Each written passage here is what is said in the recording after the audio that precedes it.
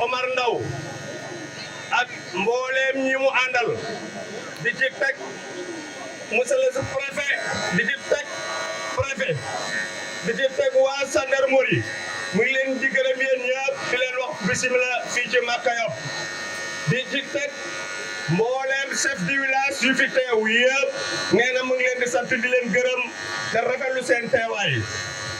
olof nag dafa ne peccum liir bu neexee ndey jaako doom ndey jaako jege bu yooyu passé ñu ngi cee gërëm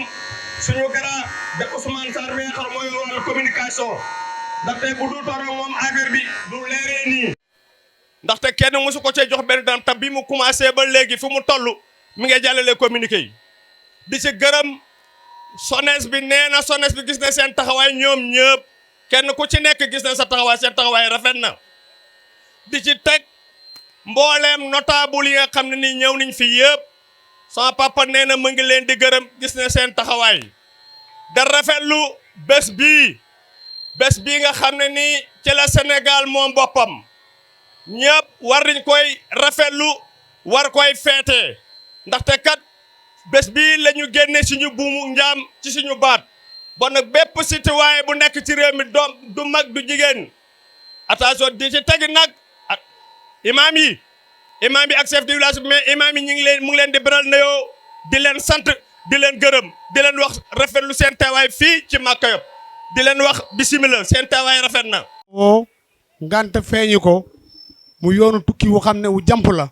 mu génn réew mi ne naa ñëw teewal ko ci bis bu tedd bii nuyoo bi nag ñu ngi ci jiital kilifa gu mag gu tedd gii di monsieur Saliou Faye di suñu sous-préfet arrondissement Missirah Wadène nga xam ne réew mi yëpp ku sañoon am sous-préfet bu mel nii yaakaar naa bi mu ñëwee fii ba léegi jooñu autorité ñun réew mi bu manqué autorité ñun jooñu autorité am nañ kilifa gu mat kilifa ak adjoint bu tedd bu sell bii di sekk di doomi gox bi doomi réew mi di ci teg monsieur le maire bu Maka Yop di ci teg monsieur le maire bu Gent Pathé ak adjoint maire yi fi nekk yëpp ak adjoint maire yi fi nekk yëpp ñu ne nuyu di leen siyaare di nuyu borom dëkk Maka Yop di nuyu imaam yi di nuyu kilifa diina yëpp di nuyu SONES bi di nuyu enseignants yi gis nañ seen liggéey défilé bi rafet na lool taaru na lool di ñaan feet gii yal na doon feet yi dàq ci feet yi di feet gi gën a jig Sénégal ndax buñ ne moom nañ suñu bopp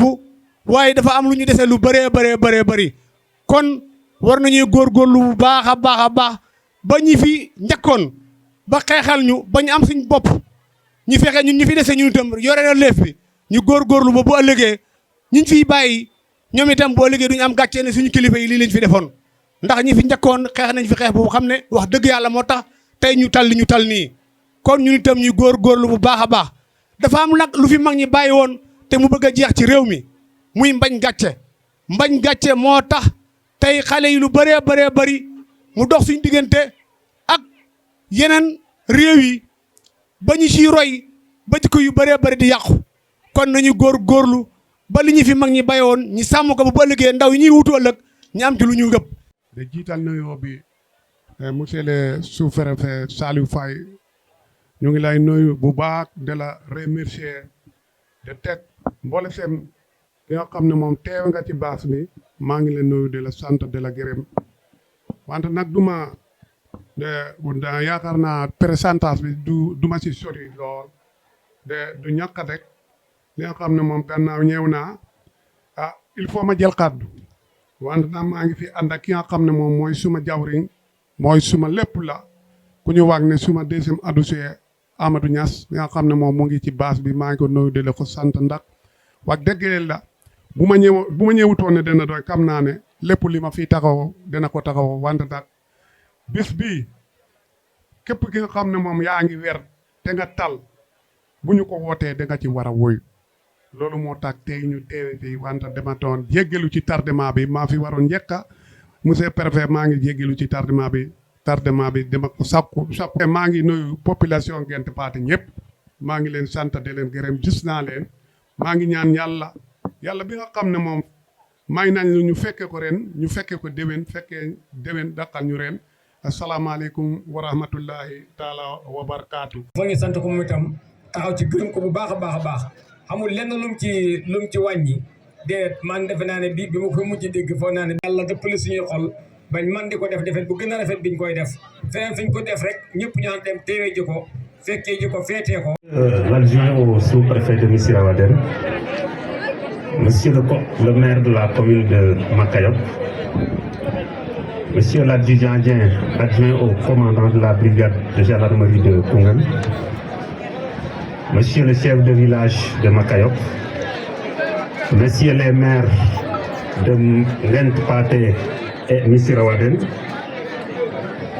messieurs les chefs de village de l'arrondissement, messieurs les adjoints au maire, messieurs les conseillers,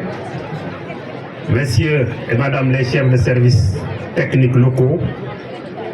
chers jeunes, chères femmes de l'arrondissement, notabilités coutumières et religieuses, chers enfants, chers invités, mesdames et messieurs. Nous voici encore réunis ce samedi 4 avril 2026 à Makayok pour célébrer le 106e anniversaire de l'accession de notre pays à la souveraineté internationale. Après la fin du Ramadan. Ces moments d'instance ferveur spirituelle et de grâce nous appellent à préserver ce précieux legs qui constitue une dimension essentielle de notre vivre ensemble, ciment de la cohésion sociale qui constitue un précieux patrimoine immatériel bien de chez nous. Mesdames et messieurs, la fête nationale nous rassemble plus que toute autre. Par-delà nos diversités, nos divergences, elle incarne et exalte le vivre ensemble hérité de nos anciens et que nous devons transmettre intact à nos enfants et aux générations futures.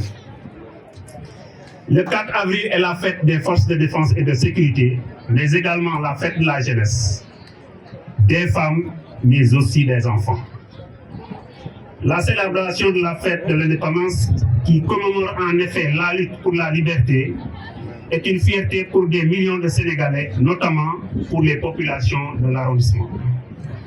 Le thème de cette année, les forces de défense et de sécurité partenaires des Jeux olympiques de la jeunesse JOJ Dakar 2026,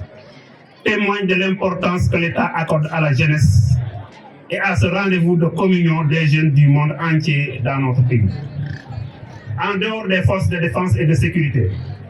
cet événement mondial doit être l'affaire de toutes et de tous, car devant confirmer le rayonnement et la place du Sénégal dans le concert des nations. En Conseil des ministres, le président de la République disait avec force que la célébration de la fête nationale du 4 avril 2026 doit servir de nouvelle dynamique pour une politique nationale de la jeunesse en phase avec la mise en œuvre de l'agenda national de transformation Sénégal 2050. L'installation prochaine d'un conseil consultatif de la jeunesse corrobore ces propos. Mesdames et messieurs, les défis du développement de nos localités auxquels nous devons faire face sont nombreux et variés. Le désenclavement, l'électrification rurale, le déficit d'approvisionnement en eau potable constituent entre autres les plus préoccupants malgré les efforts consentis par l'État. Pour relever ces défis, chacun de nous, aux côtés de l'État et des collectivités territoriales, a un rôle important à jouer afin de bâtir un développement économique local harmonieux. Mesdames et messieurs, permettez-moi de remercier vivement Monsieur l'adjoint au sous-préfet de Missirah, M. Moustapha Seck, les maires et les populations respectives, les jeunes très engagés de la commune de Makayok au sein du comité d'organisation pour la parfaite organisation de la cérémonie. Mes remerciements vont également à l'endroit des jeunes et femmes de tout âge venus de différentes localités de l'arrondissement pour leur implication, leur mobilisation et leur engagement à nos côtés. Mes remerciements vont également aux forces de défense et de sécurité, à leur chef, l'adjudant Dieng, qui n'a ménagé aucun effort pour assurer la sécurité de l'événement. Je remercie toutes celles et tous ceux qui nous ont apporté leur soutien financier et ou matériel pour la réussite de cet événement. Je ne saurais citer parce que ce que je cite, je vais omettre. Donc, c'est pourquoi je généralise. Je souhaite une excellente fête de l'indépendance à toutes et à tous. Wala ko séeréer maa ngi gërëm ñëpp ñi fi teew di nuyu ñëpp di sant ñëpp ñu yóbbi ma jiital ci sama adjoint Moustapha Seck teg ci les maires des 3 communes, le commandant de brigade, les adjoints au maire, les conseillers, les chefs de village, les jeunes, les femmes, les services techniques, la presse locale qui est là, vraiment chapeau à elle. Di wax rek ne tey ñu ngi Makayo 4 avril 2026 pour célébrer juróom-benn fukk ak juróom-benneeli yoon bu Sénégal amee boppam di ko fête. Mooy lu am solo parce que xam nañ ne Sénégal jóge na ci mbuumu jaam. Loolu nag daa jara fête fépp ci Sénégal tey ñu ngi koy fay fête comme fii koy fi defee fii Makayo. Fête bi nag feetu force de défense et de sécurité la mooy feetu soldat yi waaye feetu xale yi la feetu jigéen ñi feetu ñëpp la. Feetu ñëpp la moo tax ñëpp ñu ngi fi jigéen ñaa ngi fi góor ñaa ngi fi mag ñaa ngi fi xale yaa ngi fi.